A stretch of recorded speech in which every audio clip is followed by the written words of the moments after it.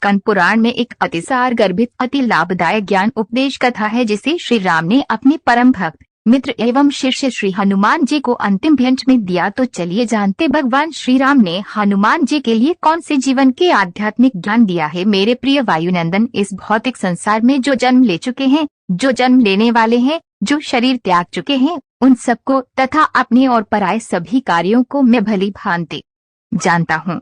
जीव अपने कर्म के अनुसार अकेला ही जन्म लेता है और अकेला ही मृत्यु को प्राप्त होता है। अतः तुम तत्व ज्ञान में ही सदा स्थिर रहना। आत्मा स्वयं प्रकाश है, तुम सदा आत्मा के स्वरूप का ही चिंतन करो। देहादि में ममत्व और ममता त्याग दो, सदा धर्म का आश्रय ही लेना। साधु पुरुषों से सत्संग करो, संपूर्ण इंद्रियों का दमन करो, दूसरों के दोष की चर्चा से दूर रहना।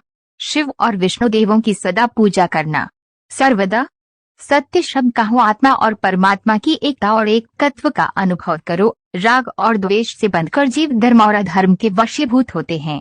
उन्हीं के अनुसार देव, त्रियक, मनुष्य अद्योनियों में व नरकों में पड़े रहते हैं। यह संसार एक गहन गड्ढे के समान है, इसमें कुछ भी सुख नहीं। यहाँ पहले तो जीव का जन्म होता है, तत्पश्चात उसकी बाल्य अवस्था रहती है, उसके उपरांत वह जवान होता है और उसके पश्चात वह वृद्धावस्था में आता है।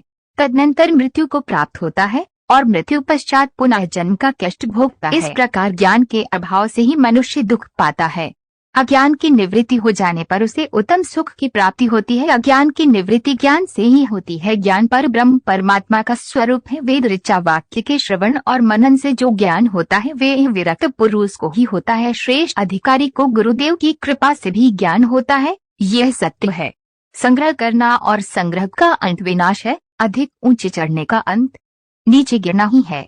संयोग मिलन का अंत वियोग और जीवन का अंत मरण है। जैसे सुदृढ़ स्तंभों खम्भों वाला गृह दीर्घ काल बाद जीर्ण हो जाने पर नष्ट हो जाता है, उसी प्रकार मनुष्य जरा जीर्ण होकर मृत्यु के अधीन हो नष्ट हो जाता है। जैसे समुद्र में बहते हुए दो काठ एक दूसरे से मिलकर फिर से विलग हो जाते हैं, उसी प्रकार कालयोग से मनुष्यों का एक दूसरे के साथ संयोग व वियोग होता आया है और होता रहेगा।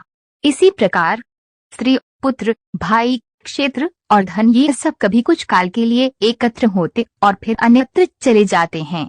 जीवों के शरीर जिस प्रकार उत्पन्न होते और फिर नष्ट हो जाते हैं, उसी प्रकार आत्मा का जन्म और मरण नहीं होता। अतः तुम शोक रहित द्वैत ज्ञान में सत्स्वरूप निर्मल पर ब्रह्म परमात्मा का दिन रात चिंतन करना।